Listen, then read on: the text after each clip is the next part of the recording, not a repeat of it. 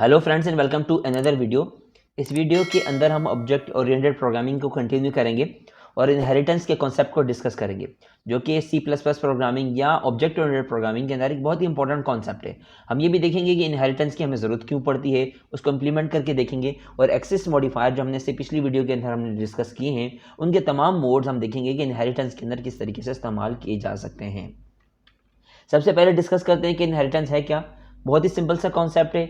एक बनाई हुई क्लास की तमाम प्रॉपर्टीज या कैरेक्टरिस्टिक्स किसी दूसरी क्लास में इनहेरिट कर देना या ट्रांसफर कर देना इनहेरिटेंस कहलाता है।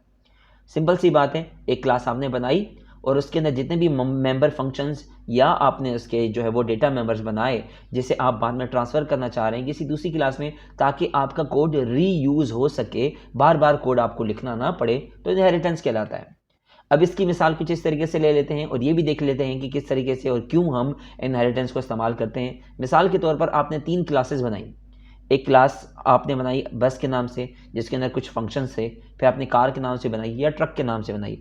अब तीनों में कुछ ऐसे फंक्शन तो ज़रूर होंगे जो कि सिमिलर होंगे, जैसा कि फ्यूल अमाउंट मालूम करना या कार की कैपेसिटी, इंजन की कैपेसिटी कितनी है या अप्लाई ब्रेक। तो इस तरह के जो फंक्शंस होंगे वो तो सिमिलर होंगे।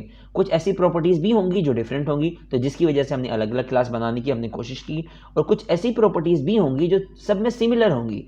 तो बार बार एक ही फंक्शन बनाने की ज़रूरत नहीं है। तो उसके लिए हम क्या कर सकते हैं, हम इनहेरिटेंस कर सकते हैं। इनहेरिटेंस कैसे करेंगे?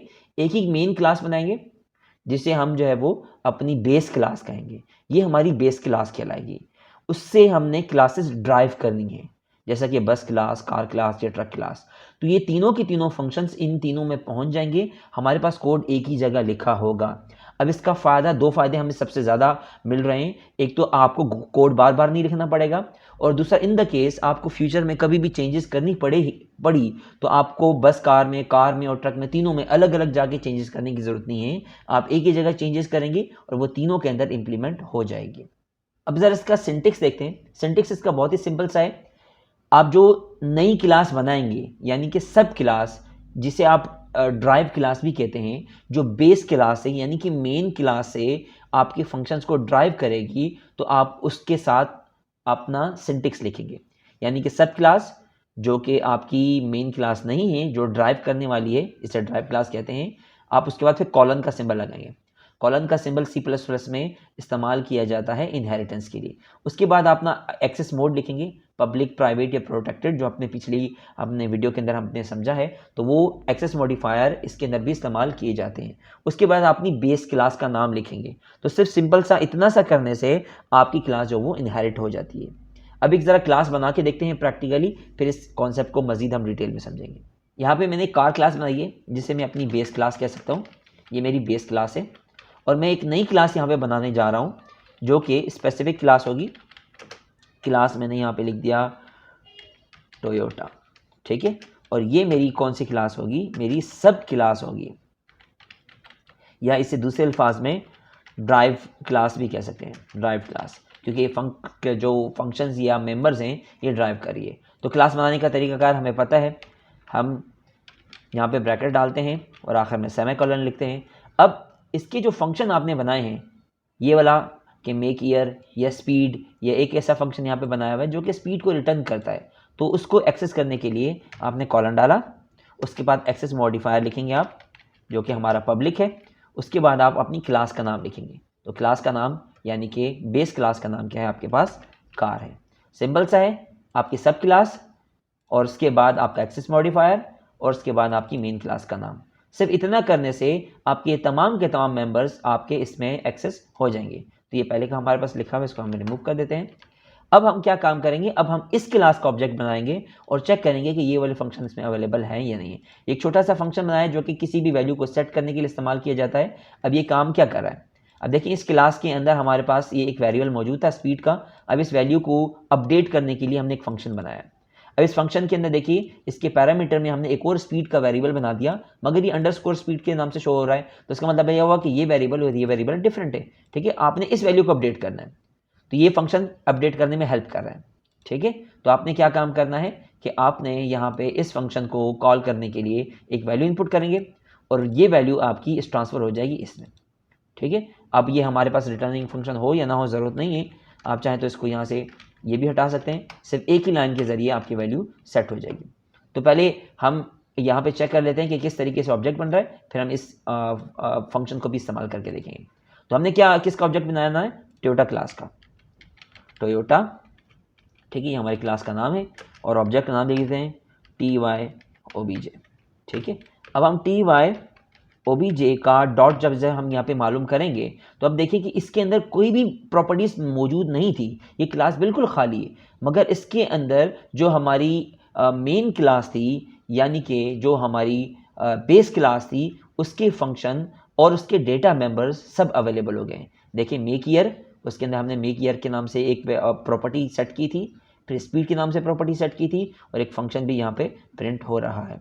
अब ज़रा इसको प्रिंट करके देखते हैं। सबसे पहले मैंने क्या काम किया, सी आउट और मैं यहाँ पे OBJ डॉट स्पीड प्रिंट कर देता हूँ, ठीक है।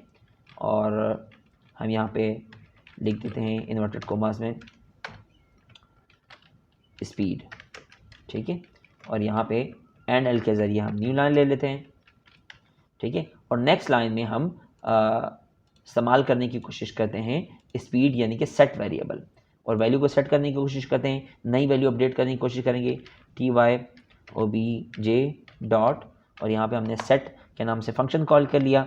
अब इसमें हम 110 यानी कि स्पीड अपडेट कर दी। स्पीड अपडेट करने के बाद दोबारा से प्रिंट करेंगे, ठीक है। तो ये सिर्फ एक्चुअली मैं बताना चाह रहा हूँ, एक्चुअली मैं आपको बताना चाह रहा हूँ कि सेट के जो वेरिएबल्स होते हैं या सेट के फंक्शंस होते हैं वो किस लिए इस्तेमाल किए जाते हैं, वैल्यू, नई वैल्यू सेट करने के लिए। आपने यहाँ पे हार्ड कोडेड वैल्यू लिखी होगी, अब क्लास के अंदर वैल्यू को चेंज करने के लिए सेट के फंक्शन जो है वो इस्तेमाल किए जा सकते हैं, बनाए जा सकते हैं। बहुत ही सिंपल फंक्शन होते हैं, ये तरीकाकार है आपके पास। आप ज़रा इसको रन करते हैं।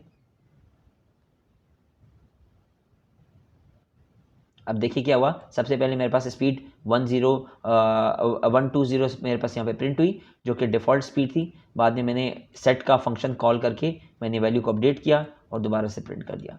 तो इस तरीके से देखिए कि आपके पास यहाँ पे क्लास की प्रॉपर्टीज़ इनहेरिट हो सकती हैं। यहाँ पे आपके पास अगर एक से ज़्यादा क्लास होती तो आप यहाँ पे कॉमा लिख के एक और क्लास भी आप इसमें इनहेरिट कर सकते थे, जिसे आप मल्टीपल इनहेरिटेंस कहते हैं। मतलब दो क्लासेस भी एक क्लास में इनहेरिट हो सकती हैं, ठीक है। तो मल्टी लेवल इनहेरिटेंस भी होती हैं। अगर आप इसके बाद एक और क्लास होगी जिसके अंदर आप इसमें मजीद इनहेरिटेंस करना चाहते हैं तो आप वो भी कर सकते हैं। तो मल्टीपल इनहेरिटेंस के ज़रिए भी आप एक से ज़्यादा इनहेरिटेंस कर सकते हैं। तो ये सिंपल सा इनहेरिटेंस का कॉन्सेप्ट हमने इस वीडियो के अंदर हमने देखा है।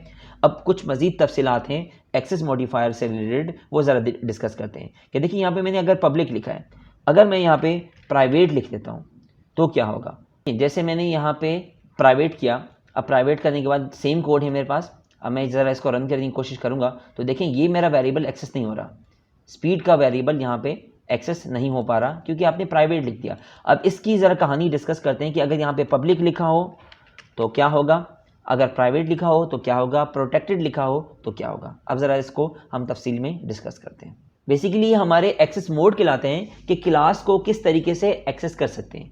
अगर आपके पास बेस क्लास है और उसमें आपके पास पब्लिक मेंबर्स भी हैं, प्रोटेक्टेड मेंबर भी हैं और प्राइवेट मेंबर भी हैं, और अगर आप उसको एक्सेस करेंगे पब्लिक मॉडिफायर के ज़रिए, जिस तरीके से अभी मैंने सबसे पहले पब्लिक मॉडिफायर के ज़रिए ही मैंने क्लास को ड्राइव करने की कोशिश की थी, तो मेंबर्स के अंदर कोई चेंजेस नहीं आएंगे। पब्लिक मेंबर्स पब्लिक ही रहेंगे, प्रोटेक्टेड मेंबर्स प्रोटेक्टेड ही रहेंगे और प्राइवेट मेंबर प्रोटेक्टेड ही रहेंगे। और अगर आप इनहेरिट करेंगे प्रोटेक्टेड मॉडिफायर के ज़रिए तो क्या होगा, प्रोटेक्टेड मॉडिफायर के ज़रिए जो आपके पब्लिक मेंबर्स होंगे वो प्रोटेक्टेड बन जाएंगे, प्रोटेक्टेड तो प्रोटेक्टेड ही रहेंगे और प्राइवेट अपनी जगह पे प्राइवेट मेंबर ही रहेंगे। सिर्फ एक ही चेंज आएगा, वो चेंज क्या आएगा कि पब्लिक का जो मेंबर है वो आपका प्रोटेक्टेड बन जाएगा। तो इसी तरीके से अगर आप प्राइवेट मॉडिफायर इस्तेमाल करते हैं क्लास को एक्सेस करते वक्त, तो आपका जो पहला वाला है पब्लिक वो आपका प्राइवेट में कन्वर्ट हो जाएगा, प्रोटेक्टेड आपका प्रोटेक्टेड में कन्वर्ट हो जाएगा और प्राइवेट आपका प्राइवेट में ही रहेगा। तो ये चेंजेस आती हैं आपके इनहेरिटेंस लेवल पे अगर आप क्लास को ड्राइव करते वक्त ये चेंजेस करते हैं। समझ लीजिए कि ये आपके पास जो एक्सेस मॉडिफायर है इसके ज़रिए आप इन तमाम की एक्सेसिबिलिटी में चेंजेस ला सकते हैं। पब्लिक लिखा हुआ है तो मैं आपको बता चुका हूँ कि कोई चेंज नहीं आता। प्राइवेट प्रोटेक्टेड लिखा हुआ है तो आपका पब्लिक भी प्रोटेक्टेड बन जाता है, और अगर प्राइवेट लिखा हुआ है तो पब्लिक और प्रोटेक्टेड दोनों प्राइवेट बन जाते हैं। तो ये एक सिंपल सी एक टेक्निक थी जो, और कुछ बेसिक सी चीज़ें थी जो हमने डिस्कस करनी थी इनहेरिटेंस से रिलेटेड। इस वीडियो के लिए इतना ही, नेक्स्ट वीडियो में मिलेंगे, तब तक के लिए अल्लाह हाफिज़।